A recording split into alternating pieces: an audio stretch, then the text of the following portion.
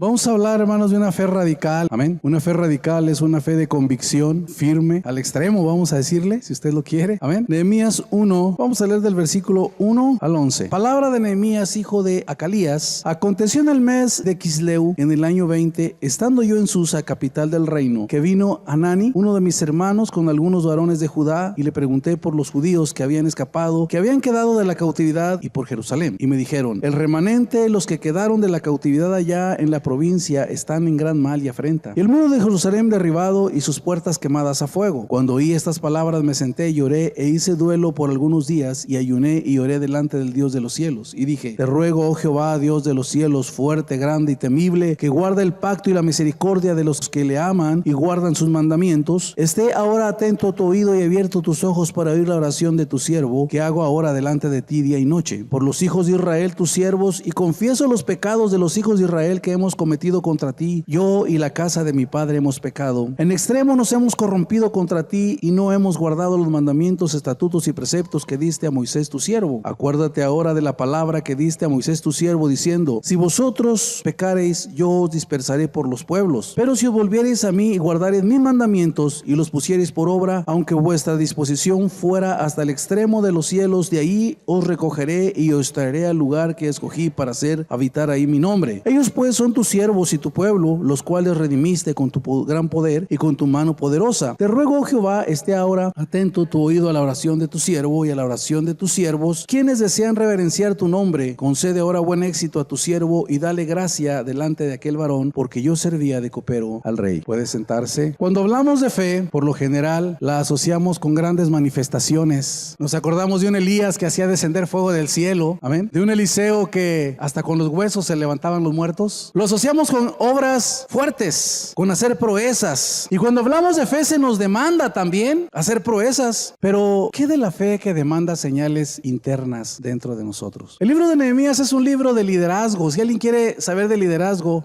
lea a Nehemías, porque es un libro con principios de liderazgo muy excelentes. El libro de Nehemías, un hombre que lleva a cabo una obra en el tiempo que dice, un hombre que se enfrenta a un patrón, a un rey, y saca un proyecto y se enfrenta a muchas oposiciones, pero su liderazgo logra concluir la obra que él se había propuesto. Pero ¿cuántos hemos visto en Nehemías lo que él llevaba dentro? Vemos la obra que se realiza desde ese momento. La fe siempre se mide en las cosas externas, pero ¿qué medir la fe en las cosas internas? En el corazón, en la vida misma de la persona. Si no hay una obra interna, ¿cómo se lleva a cabo una obra externa? Las grandes proezas le dijeron a Josué: esfuérzate y ¿qué? Y sé valiente. O sea que cuando Dios usaba a alguien, primero trataba en su interior. Y nosotros la fe la estamos asociando con que Dios haga milagros, haga sanidades. Pero ¿qué de aquella fe que opera en el interior de nuestras vidas? Desde la fe que quiero hablar, una fe radical que es capaz, hermanos, de hacer grandes cosas en nosotros. Cuando Isaías tiene la visión en el templo, había unos seres celestiales que decían: santo, santo, santo, toda la tierra está llena de su gloria. Pero ¿qué me dice del corazón del hombre? La tierra está llena de su gloria, los cielos cuentan la gloria de Dios, el firmamento anuncia la obra de sus manos. Pero ¿qué del corazón del hombre? Si el hombre no le da permiso a Dios, Dios no puede habitarlo. ¿Sí me está oyendo? O sea que la tierra puede estar llena de la gloria de Dios, el firmamento anunciar la gloria de Dios, pero Dios va a respetar siempre la voluntad del corazón. Dios no puede transformarlo, Dios no puede tocarlo, Dios no puede hacer nada en el corazón del hombre si primero el hombre no le da permiso. Y entonces es una fe radical la que opera, es un cambio interno, es una nueva creación. Dios hace una obra maravillosa. Dice Dios: quitaré el corazón de piedra y pondré el corazón de carne y pondré mi espíritu en ustedes. La fe radical es aquella entonces que trabaja dentro de nosotros.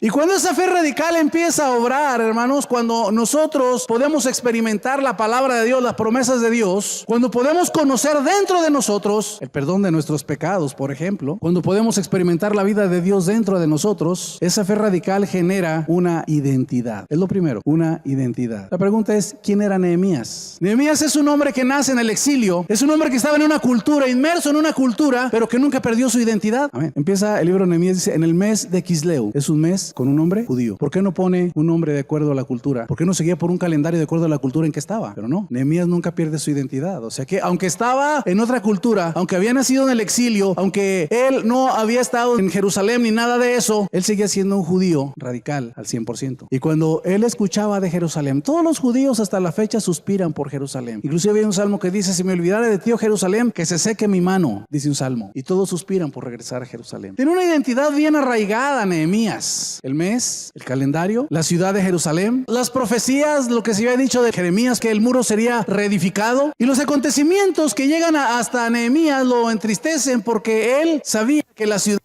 de Jerusalén, sepulcro de sus padres, era la ciudad de Dios y que había palabra para aquella ciudad. Y él se entristece y él empieza a sentir por aquella situación que él empieza a enfrentar en su corazón, la necesidad de buscar. Cuando hay una situación que tenemos que enfrentar y la identificamos, dígame, ¿qué hacemos nosotros? Aquí en el libro de Nehemías, si va conmigo, capítulo 1, versículo 3, y me dijeron: el remanente, los que quedaron de la cautividad ahí en la provincia, ¿están en qué? Ahí en la provincia están en gran mal y afrenta, y el muro de Jerusalén derribado y sus puertas quemadas. ¿Cuál era la situación? ¿Era buena? ¿Qué hacemos usted y yo cuando enfrentamos una situación adversa? Tiene que ver con identidad. Amén. ¿Qué hizo Nehemías? Nehemías podía haber acudido a los sacerdotes, a la religión que había ahí en aquel lugar, ¿me entiende? Pero no lo hizo. Nehemías tenía una identidad como judío y él empezó a orar. Cuando oyó las noticias, empezó a orar. Se dio cuenta de una situación y de una condición en la que vivía esta ciudad. Cuando usted y yo enfrentamos una situación, ¿qué hacemos? El problema más grande que tenemos, hermanos, yo le quiero preguntar: ¿quiénes somos nosotros? ¿Quién es usted? Bueno, pues hay un acta de registro civil que dice que usted es un ¿qué? Un mexicano. ¿Nacido dónde? En el estado de Durango. ¿Qué más? Como buen mexicano, le toca estar viviendo bajo el régimen de los neoliberales que están ahorita gobernando. ¿Qué más? ¿Qué más, hermano? Hubo una revolución que supuestamente liberó muchas causas. ¿Qué más nos toca? ¿Cuál es nuestra identidad? Nos gusta llegar tarde. ¿Qué más? Somos decidiosos, arreglamos las cosas, le ponemos el alambre ahí por mientras y así se queda ya, ¿verdad? Ahí se va. ¿Qué más? Dicen los alemanes, dice, cuando un mexicano viene a Alemania es cosa seria. Dice, son trabajadores. Es otra situación y se genera otra condición. Nehemías estaba enfrentando una situación. ¿Qué hizo Nehemías? Se puso a orar, se puso a buscar a Dios. Él como judío sabía que había promesas, que en la palabra había un plan, había una profecía, y él se pone a orar y se pone a buscar de Dios. Una identidad bien definida. Y se pone a buscar en la palabra, versículos 8 y 10. ¿Lee conmigo? 8 al 10. Dice, acuérdate ahora de la palabra que diste a ¿quién? A Moisés tu siervo, diciendo, si vosotros pecares y os dispersareis, yo os dispersaré por los pueblos. Pero si volviereis a mí, guardaréis mis mandamientos y los quisiereis poner por obra, aunque vuestra dispersión fuere hasta el extremo de los cielos, de ahí los recogeré y os traeré al lugar que escogí para hacer habitar ahí mi nombre. Fíjese, parte de la identidad dice, ellos son ¿qué? Tus siervos, y son tu pueblo, los cuales redimiste con tu gran poder y con tu mano poderosa. Te ruego, oh Jehová, esté atento ahora a tu oído a la oración de tu siervo y la oración de tus siervos, quienes desean reverenciar tu nombre. Concede ahora buen éxito a tu siervo y dale gracia delante de aquel varón, porque yo serví de copero al rey. Ellos son tus siervos. ¿Quiénes son ustedes? Cuando venimos a Cristo y Él nos salva, pasan tres cosas básicas, hermano. Nuestros pecados son perdonados y pasamos de condenación a vida. Nos lava con su preciosa sangre, nos cubre, nos limpia de pecado. Lo segundo es que nos genera una convicción interna dentro de nosotros. Dice la Biblia que el Espíritu da testimonio a nuestro espíritu que somos hijos de Dios. ¿Quiénes somos? Fíjese nomás, ¿quién es papi? Pero ¿qué pasa cuando enfrentamos una situación, hermano, adversa? ¿Cuál es nuestra condición para enfrentarla? En Mateo 7, cuando se habla de los dos cimientos, dice, uno edificó sobre la roca, otro sobre la arena. Y vinieron los ríos y estuvieron golpeando situaciones adversas. Pero ¿cuál fue la condición de uno y cuál fue la condición de otro? La condición del que estaba sobre la roca fue estar firme. Y vinieron los ríos y las tempestades y golpearon, pero no pasó nada porque su condición estaba fuerte sobre la roca. Y el que estaba sobre la arena, vinieron los ríos y las tempestades, pero ¿cuál era su condición? Grande fue su ruina. Cuando enfrentamos una situación, hermanos, ¿quiénes somos? El problema más grande que tenemos como iglesia, hermanos, algunos de nosotros somos la primera generación de evangélicos y batallamos mucho con nuestra identidad. Nuestro comportamiento no difiere nada, hermanos, de la cultura. ¿Sí me está oyendo? Nuestra manera de ser, hermano, que se ofrece el tizonazo.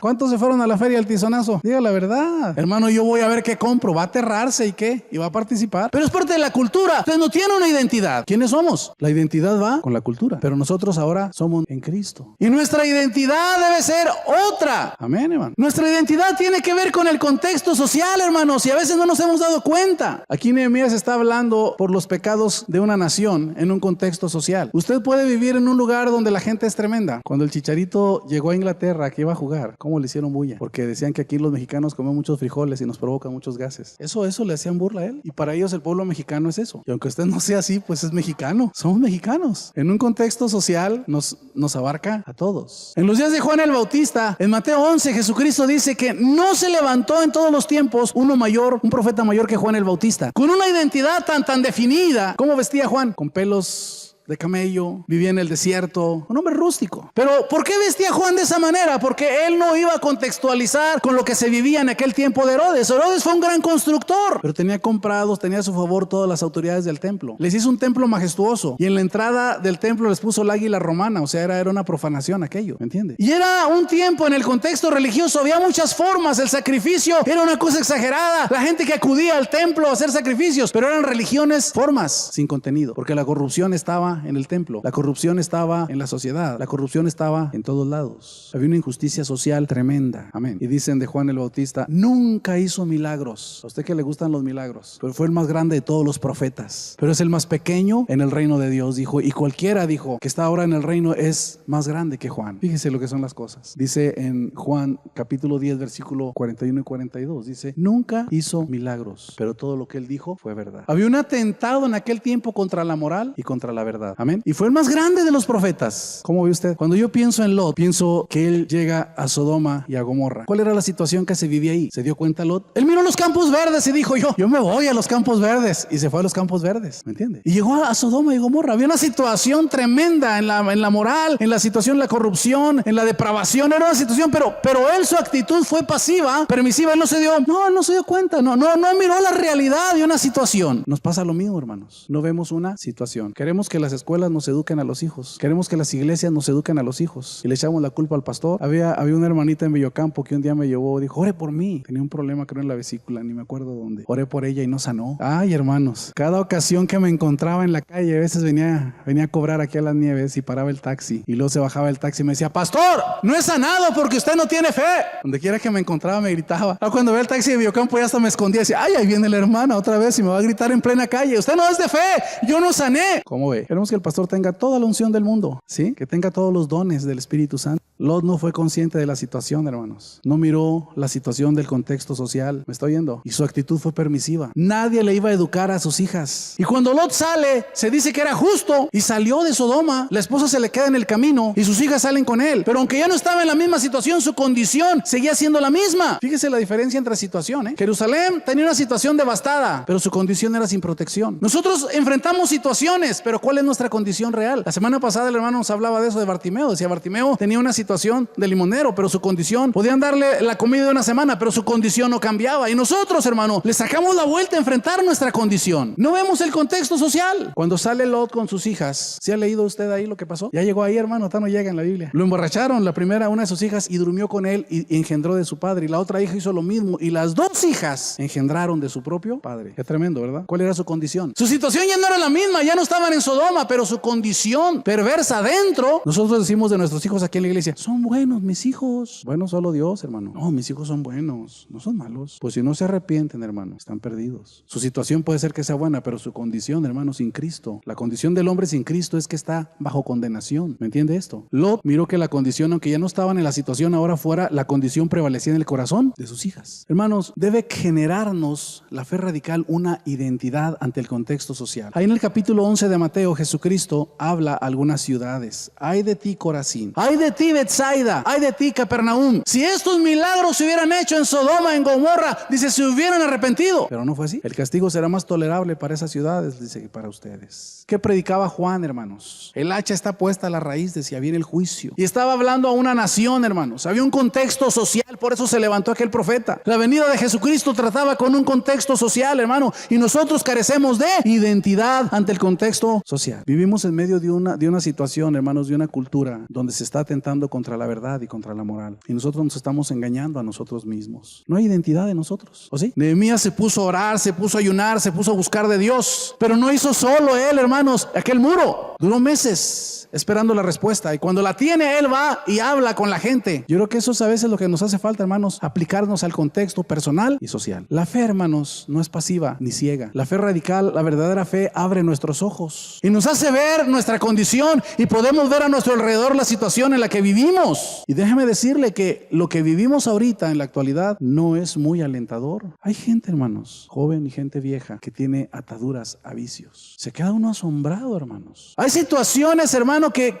ya las hemos visto como lo más normal. Ahorita se puede ver situaciones de género, de sexo, hermanos, normales cuando no lo son. Se pueden ver acciones de violencia, hermano, y ya ahorita, pues que hallaron uno muerto, quién sabe dónde. Sí, hallaron uno. ¿Qué provoca en nosotros? Ya nos acostumbramos a la violencia, hermanos. Somos ajenos al contexto social. Pero qué bueno que generáramos una identidad. ¿Qué hizo Nehemías cuando le dijeron esta es la situación de Jerusalén? ¿Qué hizo? Se puso a buscar a Dios, hermano. Cuando tenemos situaciones adversas, ¿qué hacemos nosotros? Mire, ya no queremos venir a la iglesia. Cuando tenemos una fricción, ¿qué hacemos? Ya me cayó gordo el hermano y hago un ambiente tenso. Estoy ahí, pero estoy con mi cara de arroz inflado, ¿verdad? ¿Me saludan? Sí, no sé. Pues, ¿qué traes? ¿Qué es eso, hermanos? ¿Cuál es nuestra identidad? Dijo Cristo, aprended de mí, que soy manso y humilde de corazón. Pedro le dijo, ¿y cuántas veces tengo que perdonar? ¿Qué le dijo? Caray, ¿cuántas me faltan? Son muchas, ¿verdad? O sea, nuestra identidad es nuestra manera de reaccionar, hermanos, ante las diferentes situaciones. En una forma más simple que usted me lo entienda. Anda un muchacho aquí en el rancho y anda así con sus botas, anda chero. Pero luego se va una semana a Juárez o a una frontera y viene con sus tumbados, con sus camisas largas y dice, ¿y este qué? Pues era vaquero aquí, pero ya viene cholo. ¿Qué pasó? ¿Tenía identidad? Claro que no. Sin identidad. ¿Ustedes saben quiénes son ahora? ¿Qué hacer cuando hay una adversidad, hermanos? Como hijos de Dios. Nos quebramos, nos doblamos, nos enojamos con Dios. Ya no queremos orar, ya no queremos venir a la iglesia. ¿Qué hacer, hermanos? Cuando hay algo que me lastimo, que no me gusta, empezamos rápido a desarticular aquí mismo, hermanos, a desencajar aquí mismo. Ya no estamos socializando, ya no estamos participando, ya no somos en el engranaje, no somos parte de. La Biblia lo llama inmadurez. No hay una identidad, hermanos. Le voy a decir lo que pasó cuando venimos a Cristo. Nos lavó con su sangre preciosa. Nos limpió, hermanos. El alma, hermanos, la lavó, le dio vida a nuestro espíritu. Pero el alma nomás la lavó, sigue siendo el hombre natural, hermano. Y pasan unos dillitas y el alma va a usar sus artimañas, otra vez sus armas. Y va a estar peleando centímetro a centímetro porque va a querer prevalecer sus razonamientos otra vez. El viejo hombre, el hombre natural. ¿Usted sabía que eso pasa, hermano? Pero también la Biblia dice que ahora usted tiene la vida de Cristo dentro de usted. Efesios 3:17 dice, para que habite Cristo por la fe en vuestros corazones. Pablo decía, ahora Cristo vive. ¿Sí sabían que Cristo está morando en ustedes? Le dice Pablo a los Corintios, ¿o no sabéis que sois templos ahora del Espíritu Santo? Entonces, si yo tengo la vida de Dios, tengo todos los recursos, hermano, del universo, ¿qué me falta? ¿Por qué cuando enfrento una situación muestro tan poca identidad de quién soy? Dígame, Qué tremendo, ¿verdad? Estaba escuchando una anécdota. Uno de los padres le llaman de la iglesia. Mira cómo a un creyente se le tortura y se le quema. Y le decían que se retractara, que negara su fe, y no lo mataba. Y le decían, ahora declárate de la religión popular. ¿Quién eres? Y decía, soy cristiano. Reniega de eso, declara, soy cristiano. Y así murió, hermanos, diciendo, soy cristiano. Una identidad bien definida. Amén. El 5 de agosto. ¿Cuál es su identidad, hermano? Le sale un grano en la lengua si no va y come de lo aterrado que hay ahí, yo creo, ¿verdad? Hay gente que viene hasta de fuera nomás a ir a comer ahí. ¿Cuál es nuestra identidad, hermanos? Y no lo tome por hablar religioso. Eso es pecado. No es una convicción. Ahora somos, ¿qué? Hijos de Dios. El Espíritu da testimonio en nuestro espíritu de que somos. Una fe radical, hermano, genera identidad dentro de nosotros. Una fe radical genera perseverancia dentro de nosotros. Cuando usted lee el libro de Nehemías, le decía que es un libro de liderazgo. Toda la posición que tuvo Nehemías nunca se hizo a un lado. ¿Sí me está oyendo? Nunca se hizo a un lado. Nosotros apenas la vemos poquito difícil y andamos corriendo. Amén. Hay una inestabilidad, hermanos, en nosotros, pero es por no conocer, hermano, quiénes somos, lo que somos capaces de hacer. Amén. Hay una inestabilidad. Nuestra actitud, hermanos, tiene mucho que ver. Tenemos que aprender a ser perseverantes, a no desistir, hermano, ante las adversidades. Yo quiero preguntarle, ¿cómo ve Dios su vida? ¿Qué opina Dios de la situación en que usted vive y la manera en que la está enfrentando? ¿Sí me entendió las preguntas? ¿Cómo ve Dios su vida? ¿Y qué opina Dios de esa situación que vive y la manera en la que usted la está enfrentando? ¿Qué dirá Dios de todo eso? Perseverancia. Cuando vienen las oposiciones, decía yo hace un momento, la situación difícil, viene la actitud. ¿Cuál es nuestra identidad? Pero la fe, hermanos, que es radical, es perseverante, es diligente, está ahí obrando siempre. Usted dispóngase a actuar en los propósitos de Dios. Vamos al capítulo 4 de aquí de Nehemías. Cuando alguien se dispone, hermanos, meterse a los propósitos de Dios, siempre va a encontrar oposición. Usted va en la corriente donde lo lleva, usted no batalla, usted va en la inercia, ahí lo llevan y ahí va usted cómodo, tranquilo. Pero cuando usted se dispone, hermano, meterse a los propósitos de Dios, siempre va a encontrar quien se le oponga, siempre. Nehemías fue a reconstruir un muro que era una profecía desde Jeremías. No fue una ocurrencia de Nehemías. Fíjense lo que dice versículo 1 y 2 del capítulo 4. Cuando oyó Sanbalat que nosotros edificábamos el muro, se enojó y se enfureció en gran manera e hizo escarnio de los judíos y habló delante de sus hermanos y del ejército de Samaria y dijo: ¿qué hacen estos débiles judíos? ¿Se les permitirá volver a ofrecer su sacrificio? ¿Acabarán en un día? ¿Resucitarán los montones del polvo de las piedras que fueron quemadas? Y estaban junto a él Tobías amonita, el cual dijo: lo que ellos edifican el muro de piedra, si subiera una zorra la derribará. Había 3 individuos que se oponían. Sanbalat era un hombre que tenía una posición ahí con el ejército de Samaria, tenía un ejército a su disposición. Gesem era un árabe que se cree que este árabe era como jefe de varias tribus árabes fieras, o sea, como que era un jefe de tribus árabes violentas. Y Tobías era un hombre influyente, era un hombre que tenía el espionaje como el encargado del espionaje también. O sea, eran 3 individuos que eran enemigos declarados de la obra de Dios y de Nehemías. Y empezó la oposición, y cuando empieza la oposición, hermanos, se requiere que la fe radical actúe, porque la perseverancia es una de las cosas, hermano, que en ocasiones nosotros carecemos. Cuando vienen las cosas difíciles, siempre bajamos, ¿qué? La guardia. Y cuando las cosas son difíciles, bajamos la guardia, y cuando nos resulta algo que no es de nuestro agrado, hay que sacrificar algo, siempre tendemos a retroceder, tendremos a irnos hacia atrás. Amén. Hay 3 cosas aquí, hermanos, en las que están agrediéndolos. Vamos a leer la primera, versículo 2. ¿Qué hacen estos? ¿Cómo los están clasificando? ¿Cómo nos clasifican a nosotros? Una minoría. ¿Cómo más? Sí. Yo me he encontrado con gente que lo ven a uno como ignorante. Curioso. Cuando hay mucha ignorancia y las cosas de Dios allá afuera, cuando los analfabetos espirituales están allá afuera. ¿Me entiende? ¿Qué hacen estos débiles judíos? ¿Qué se proponen? O sea que aquí está dirigido a sus personas. ¿Qué situaciones ha estado usted enfrentando y qué se levanta el diablo y qué le dice, hermano? ¿Qué te crees? ¿Qué haces? No te creas, tú no vas a poder. ¿Cuántas situaciones enfrentamos, hermano? ¿Cuál es la segunda cosa que está ahí? El ataque era contra su persona. Segundo, contra su fe. ¿Acaso van a ofrecer sus sacrificios estos otra vez ahí? ¿Quieren levantar el templo? ¿Quieren hacer lo mismo que antes? ¿Qué se creen? Un ataque, su persona, su fe. ¿Encajamos ahorita, hermanos, en la actualidad? ¿Encajamos con el contexto social, hermano, en la situación en que se vive? ¿Y por qué nos hemos acomodado también? Nos sentimos cómodos. ¿Nuestros hijos tendrán alguna diferencia de los de allá, hermanos? ¿Les hemos dado formas sin contenido a nuestros hijos? ¿Qué identidad les hemos transmitido? ¿Qué convicción, hermano, les hemos transmitido a ellos? Hermano, pues tendrán su hora. La Biblia dice: hoy es el día aceptable, hoy es el día de salvación, porque mañana, pero qué curioso, hermano, el ciego Bartimeo clamaba: Jesús, hijo de David. Clamaba, gritaba porque veía su situación y su condición. En la iglesia hay gente que no es salva y está tan ciega. Si yo mirara mi condición, que es deplorable, si yo supiera que no tengo la vida ni la eternidad y que en cualquier momento me puedo ir, yo buscaría cualquier momento para clamar. Bartimeo supo que por ahí oyó que pasaba Cristo. ¿Qué hizo? Era para que cada vez que yo estoy en una iglesia, cada vez que se habla de la palabra, yo doblaba mi rodilla y le gritara con necesidad: ten misericordia de mí, Señor. Ten misericordia de mí, Señor. Clamaría. Cuando decimos: ¿quieren pasar a aceptar al Señor? Como que hay una indiferencia ante la situación y la condición en que vivimos que no se entiende. Era para que clamáramos a Dios y le dijéramos: Señor, sálvame. Si esto es cierto, yo quiero sentirlo. Si es una realidad que tú perdonas, que traes paz, que tú vienes a ser morada en nosotros, yo lo quiero. Dámelo. Pero como no somos conscientes de la situación, venimos de lo que yo le hablo, usted me entiende un 5% y a veces nada, porque usted está aquí, pero no está aquí. Está aquí con su cuerpo, está aquí, ¿verdad? Ahí sentado, pero de aquí ve a veces las miradas perdidas, ¿verdad? Ahí en las nubes. ¿De qué se trató el mensaje? ¿Quién sabe? ¿Te hablaron de una necesidad urgente? Pues no me acuerdo. ¿Cómo ve? Se nos fue, ¿verdad? En lugar de clamar, de ver nuestra situación, nuestra condición, no lo hacemos. Y lo que es peor, tampoco admitimos la situación en que está nuestra familia. Y luego nos proponemos que la palabra se genere, se haga efecto en ellos, y nos cansamos muy rápido porque no quieren. Amén. Estos van a empezar con su sacrificio otra vez. Pues, ¿qué les pasa? ¿Contra qué están atentando? Contra su fe, su persona. Estos débiles, ¿qué se creen? Bola de ignorantes. No van a hacer nada. Son una minoría. Amén. ¿Cuál es la tercera cosa ahí, hermanos? ¿A poco las piedras quemadas van a resucitar? Como diciendo: ¿a poco Dios puede? ¿Están locos estos? ¿Qué Dios ni qué nada?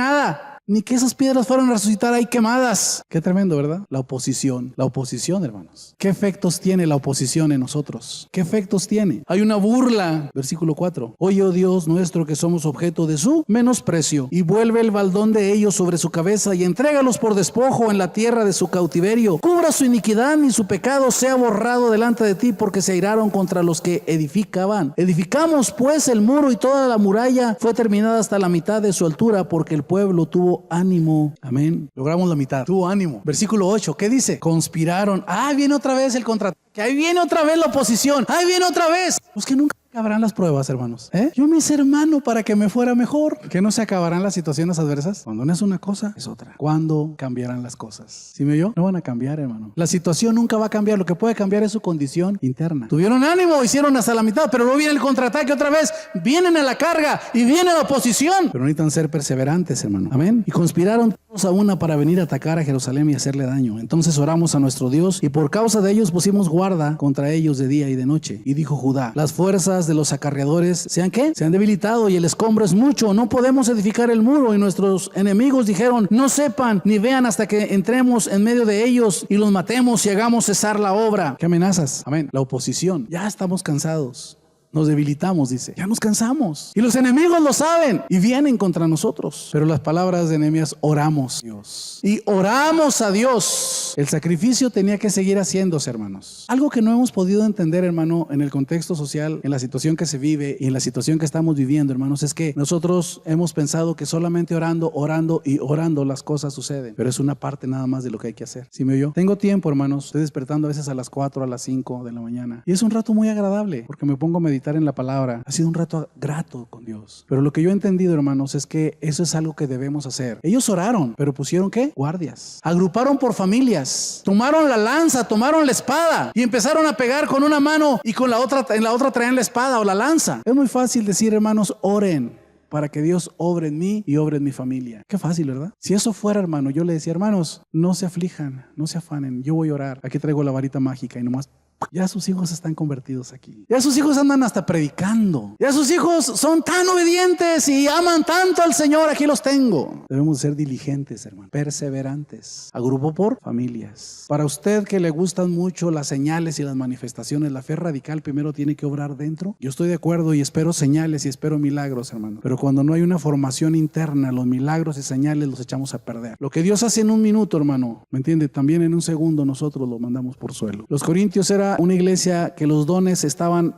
más altos que la formación de carácter. Un problema que hay ahorita en la iglesia, hermano, sí hay manifestaciones, pero cuando se trata de las manifestaciones de carácter, hermano, tenemos un grande problema. Vemos obreros que son usados caprichosos, ¿sí? En la Edad Media, hermanos, después de Constantino, vinieron los títulos, y en lugar de que la gloria se le diera a Cristo, ahorita la gloria se le da al hombre. Había cardenales, había, todo un pedigrí, ¿verdad? De estatus, y ahorita ya estamos otra vez empezando, hermanos. Ahorita se levanta alguien y dicen: yo soy apóstol, hermano, a mí trátenme como apóstol, y reclaman un trato, hermano. Ay, el apóstol, anda, pásele, apóstol. Ya no es Cristo. ¿Se me está oyendo? Ya no es Cristo, hermanos. La fe tiene que abarcar la formación. Si no está haciendo nada dentro de nosotros, no es una fe radical, hermanos. Estamos como aquella multitud que fue a Cristo por la comida y los corrió el Señor. Dijo: ustedes me siguen por la comida que perece, por los milagros que ven y lo que se benefician. Que yo soy el pan de vida, coman de ese pan, que por dentro nutra. Oró Nehemías, pero puso familias. Los puso a proteger sus familias y a edificar por familias.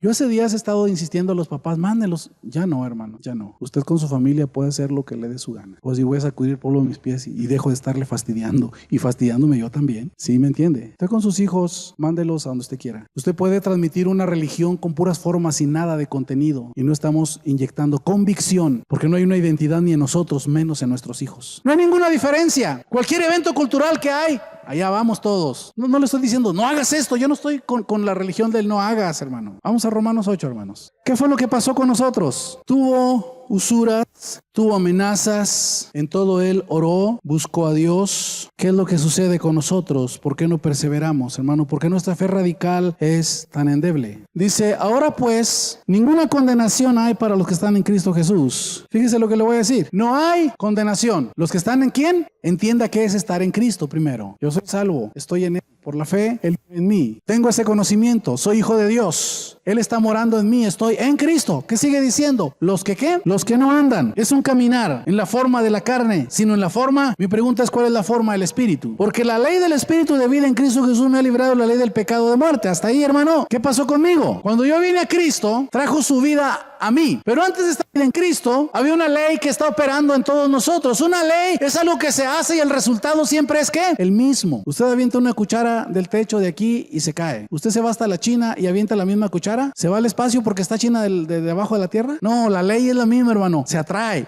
porque es una ley y el resultado siempre será, ¿qué? Ahí va, a ver si me entiende. Usted y yo tenemos la ley del pecado. Dice Pablo, lo que no quiero hacer. Nuestro resultado, por más que querramos, siempre es, ¿qué? El mismo. No hay ni siquiera uno solo que sea justo. Todos pecamos y estamos destituidos ¿de qué? De la gloria. El resultado es el mismo, hermano. La cabra siempre tira al monte. Haga lo que usted haga, hermano, el resultado siempre es el mismo porque es una ¿qué? Una ley. ¿Cómo podía anularse esa ley del pecado en nosotros? Dice el versículo que leemos, pero ahora la ley del Espíritu nos ha sido dada ¿en quién? Una ley solamente puede ser aplacada o puede ser anulada por otra ley. ¿Sí me está oyendo? Y ahora en usted y en mí está la ley del Espíritu, pero también está la ley ¿de qué? Del pecado. El alma fue lavada, pero sigue siendo el alma, hermano, la misma. Aunque Él nos salva y nos hace nueva creación, usted ve el espejo, tiene las mismas patas de gallo, el cuerpo es el mismo. ¿Me entiende? Es igual. Pero ahora en usted, no sé cuántos sabían esto, porque hay ocasiones, hermano, que aquí la iglesia, hermano, es una de actrices tremenda, porque estamos todos tratando de vivir la vida de Cristo y estamos a medias. Ahí nomás nos esforzamos. Queremos educar el alma, hermanos. Hacemos fórmulas y si me voy a contar hasta 10 para no enojarme y ya estamos educando el alma. El alma nunca se va a educar, hermano. El alma tiene que ser crucificada. El viejo hombre tiene que ser ¿qué? Crucificado. Y la ley del pecado está ahí, pero es anulada por la otra ley, la ley del Espíritu. ¿Me está entendiendo? Ya quiero terminar. ¿Me está entendiendo? O sea que no sé si usted se daba cuenta que en usted está el viejo hombre, el hombre natural, pero también está el nuevo hombre. Y Pablo dice, el viejo hombre se desgasta, el hombre exterior, pero el interior se renueva. No somos bipolares tampoco, ¿no?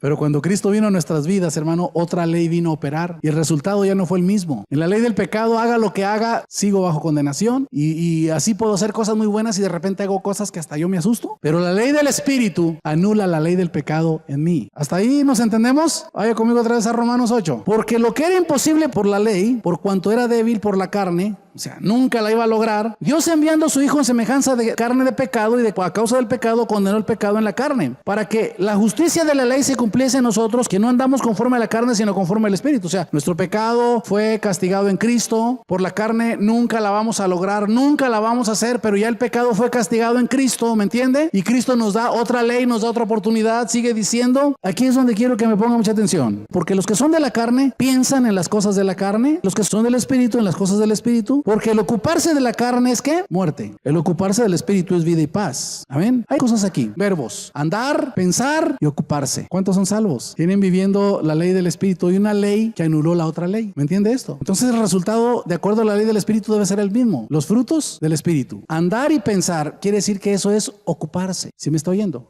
No es una cosa que del otro mundo que usted diga, ay, voy a ver si un ángel viene y me dice, a ver si voy al tercer cielo. No se trata de eso. Pablo es muy claro, el que se ocupa. ¿En qué se ocupó usted esta mañana? Cuando amanece en el día, ¿en qué se ocupa? Se ocupa en las cosas del Espíritu, ¿qué dice? Es libre de la ley de la carne. El que se ocupa en las cosas de la carne genera muerte para sí mismo. El que se ocupa en las cosas del Espíritu genera vida. El que piensa en las cosas de la carne genera muerte. El que piensa en las cosas del Espíritu genera vida. El que anda en las cosas de la carne, muerte, esclavitud. El que anda en las cosas y dice, ¿en qué andas? ¿En la carne? No es lo que usted está viendo aquí, hermano. Eso es lo que usted se ocupó desde que amanece el día. ¿En qué se ocupó? En toda la semana, ¿en qué se ha ocupado? ¿Usted tuvo relación con Dios? ¿Habló con Dios? ¿Usted medita en la palabra? ¿Está consciente del contexto social, la problemática que está viviendo usted? ¿Usted sabe cuál es la situación y sabe cuál es su condición? Porque si conoce su condición, ocúpese de las cosas del Espíritu. Señor, me siento vulnerado, me siento débil, tengo esta situación. ¿Cómo se ocupa del Espíritu ahí? Yo les he estado diciendo en las misiones, no sé si aquí también les decía, tenemos un problema para contextualizar la palabra a nuestra vida diaria, hermanos, para incorporarla, para vivirla. ¿Sí me están oyendo? Porque nosotros leemos la Biblia, hermanos, por leerla, por conciencia nomás, ¿verdad? Dice que por conciencia. No, hermano, yo leo los salmos. Ah, sí. ¿Y qué leyó? Pues no me acuerdo, pero están muy bonitos. ¿Y cuál leyó?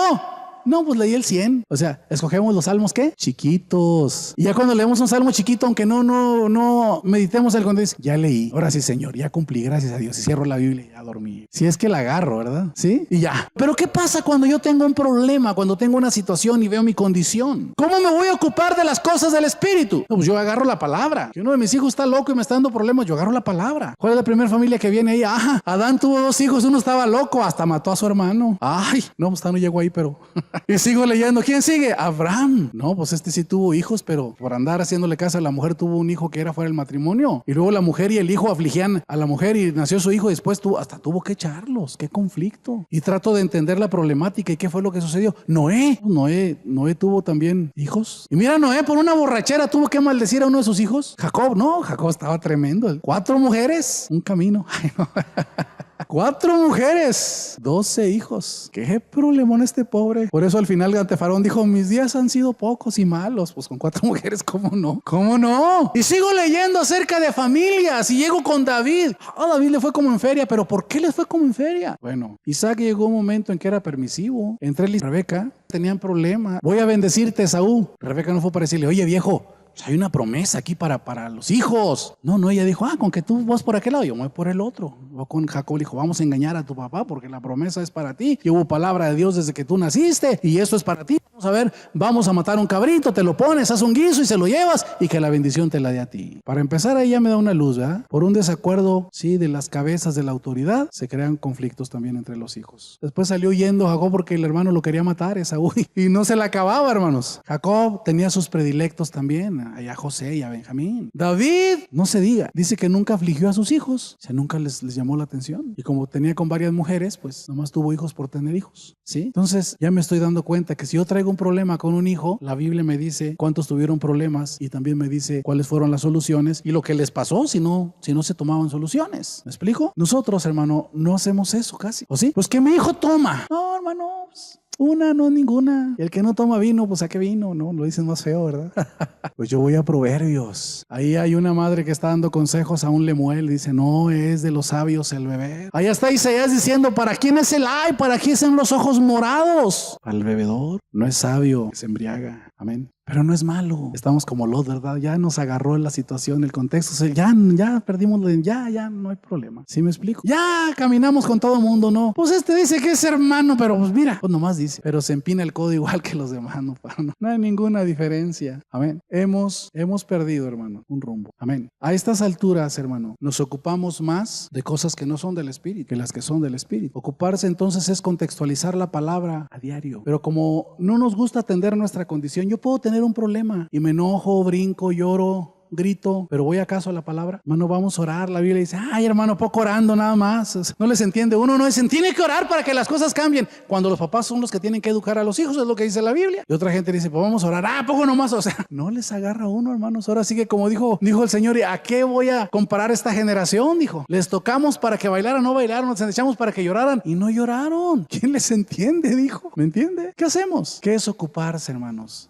Del Espíritu. Si yo me ocupo del Espíritu, de las cosas, de orar, hermano, de llevar una relación con Dios, de aplicar la palabra a lo que estoy viviendo, que la palabra cambie mi situación y mi relación con Dios cambie la condición mía, entonces me estoy ocupando del Espíritu. Y es una ley que va a operar. Entonces, si está esa ley operando, el resultado siempre va a ser el mismo. Si la situación quiere que yo corra, que me enoje, que haga, el resultado son los frutos del Espíritu. Pero si yo me ocupo, no oro, no busco el consejo de la palabra, no la traigo a mi vida, está la ley de la carne operando. Aquí lo dice bien claro: el que se ocupa de una cosa, el que piensa en una cosa, el que anda en una cosa, es el resultado que tiene. Si andas en la carne, es muerte. Si andas en el Espíritu, ¿qué? Es vida y paz. Vida y paz. Por último, lee el versículo 7, hermanos, ya antes de irme a concluir. ¿Por qué funciona esto así, hermanos? El versículo 7 dice que nos constituimos enemigos de Dios. Esa es nuestra naturaleza. No nos gusta obedecer, someternos, ¿sí?, a la ley de Dios. Finalmente dice: y tampoco podemos. Una fe radical genera identidad. Una fe radical genera perseverancia, diligencia, hermanos. ¿Sí me oyó? Finalmente, una fe radical, hermanos, se fundamenta 100% en la palabra. Cuando Nehemías ora, cita la palabra. Cuando va a alentar la gente, cita la palabra. Cuando tiene que enfrentar la oposición, descansa en las promesas, en la palabra. Discierne, hermanos, las adversidades en base a la palabra. Le dicen a Nehemías, te quieren matar. Y Nehemías dice que tuvieron temor todos. Vámonos al templo. Un profeta se lo quería llevar y él menciona a otra mujer, hay una profetisa y otros más que profetizaban. O sea que Nehemías tenía enemigos dentro también. Había gente que le rendía informes a Tobías y se carteaban y no, Tobías es un gran personaje y porque se había emparentado con gente influyente ahí de Jerusalén. Era como el espía, como el servicio de inteligencia. Todo sabía lo que hacía Nehemías, todo le informaban por cartas, dice. ¿Me entiende? Y cuando lo llevan a Nehemías, que lo quieren matar, lo llevan con engaño al templo. Pero cuando nosotros nos fundamos en la palabra, hermanos, podemos discernir en los tiempos, hermano. Podemos pedir conforme a las promesas, hermano. Podemos animarnos conforme a la palabra. Amén. Capítulo 6, versículo 11. Nada más vea las palabras que dice Nehemías. Entonces dije, un hombre como yo ha de huir, y quien que fuera como yo entraría al templo para salvar la vida, no entraré. Y usted dice, pero ¿cómo se dio cuenta? Nehemías sabía la escritura. Y al templo, el que no fuera levita no podía entrar, porque este sacerdote, este profeta que ni era levita, lo quería meter al templo. ¿Me está oyendo? Entonces se dio cuenta que no era de Dios aquello. Él lo quería meter al templo cuando él tenía prohibido entrar al templo, y en el templo lo estaban esperando para matarlo. El sacerdote que estaba en aquel tiempo ya se había confabulado con los enemigos. Cuando nosotros, hermano, tenemos que enfrentar situaciones, la fe radical la fundamos en la palabra y nos ayuda para alentarnos la palabra, nos ayuda, hermanos, para pedir conforme a la palabra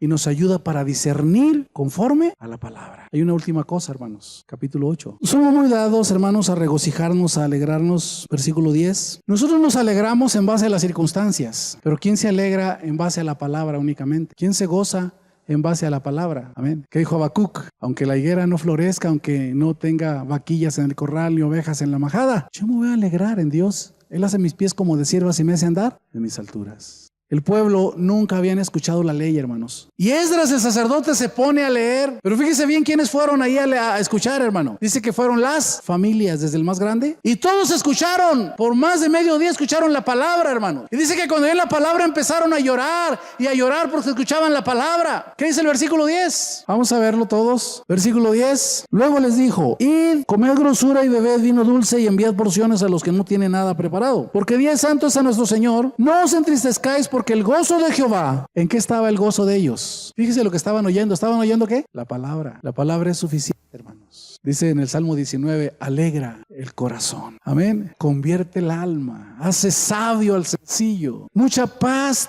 tienen los que aman tu ley. No podemos ser improvisados. No transmitimos convicción, hermano, a nuestros hijos porque no tenemos una identidad definida. No sabemos ni quiénes somos. Tenemos que creerle a Dios. No es el pastor el que se los va a educar, hermano, ni en la escuela ni en la iglesia. Somos un auxiliar, pero el responsable es cada quien. ¿Sí, hermano? Nada más. Así es que si por ahí le pisamos el callo durante estos días pasados, discúlpenos. Nomás les recuerdo que la responsabilidad es suya. Tómela. Amén. Qué importante, hermano. Qué importante es que nuestro gozo esté fundado en la palabra. El gozo del Señor es nuestra fortaleza. Pero no dice, ¿pero cómo? ¿El puro gozo en sí? No, hermanos, es que estaban escuchando ¿qué? Escucharon la ley y lloraban cuando lo oían. Le dijo, no se entristezcan. Esta es la ley, esta es la palabra. Este es un día para alegrarnos, para gozarnos. Compartan lo que tienen con los que no tienen y alégrense en este día porque el gozo del Señor es nuestra fortaleza. Hacíamos una pregunta. Si usted muriera hoy, ¿a dónde iría? Usted me va a decir, pues yo me porto bien, voy a la iglesia, hago buenas obras. No le alcanza, hermano. Porque al estar allá, si Dios lo agarra y le dice, ¿por qué te tengo que dejar entrar aquí? Usted le va a decir, ¿por qué hice buenas obras? Porque leía la Biblia, porque fue a la roca un domingo, porque esto, porque no le alcanza. ¿Sí me oyó? Usted tiene que decirle, me vas a dejar entrar porque Cristo vive en mí, porque Él me lavó con su sangre, porque ahora el que responde por mí, el que pagó mi deuda, es Él y nada más. Él. No es por obras para que nadie se glorie. Pero si usted no tiene esa seguridad, hermano, clámele a Dios esta tarde. Pero sea consciente de su situación y su condición. Puede ser que su situación sea buena, pero su condición es sin Dios todavía. Una fe radical, hermanos, genera cambios dentro de nosotros para poder realizar la obra de Dios. Nos da propósitos y nos da la capacidad, hermano, de llevar a cabo la labor que Él nos ha encomendado.